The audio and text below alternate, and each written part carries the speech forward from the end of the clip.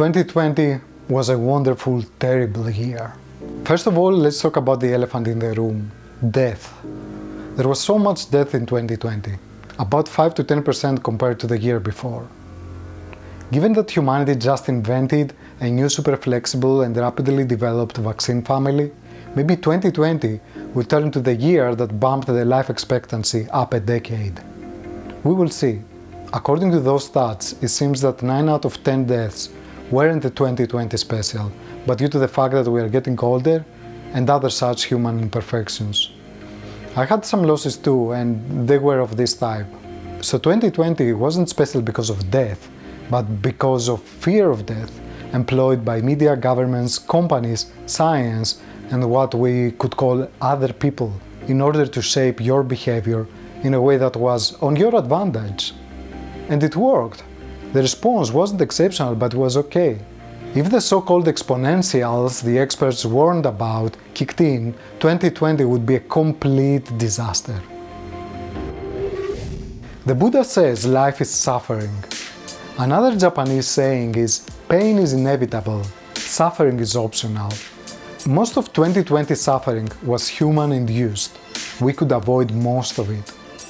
All that was needed was a behavior change.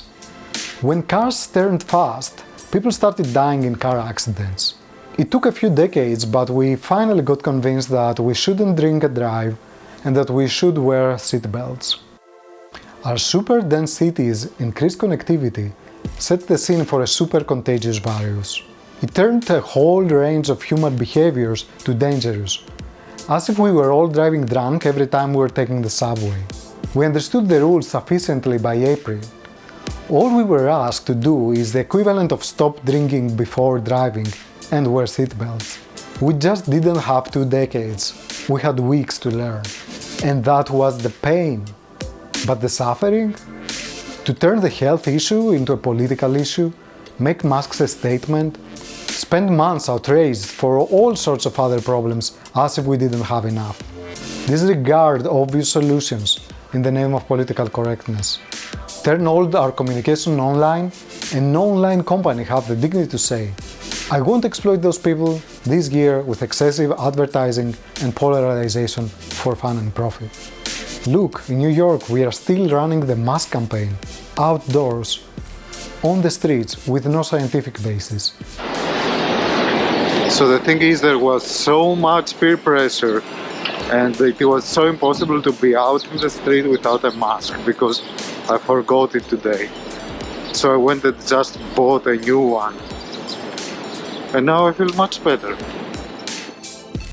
At the same time, one bro takes their mask down and talks to another because they're homies. And grannies do that too. And they all meet for Thanksgiving, both the young and the older and the sensitive, and talk and hug. The super spreaders still chat 200 people a day without masks because they are friendly and cool. At the same time, introverts and sensitive, who would chat 5 people a week, are locked in their homes, getting overweight and depressed because they want to be responsible. Most of the misery of 2020 was human-induced. It was clueless people in places of authority rushing to enforce ill decisions to protect people.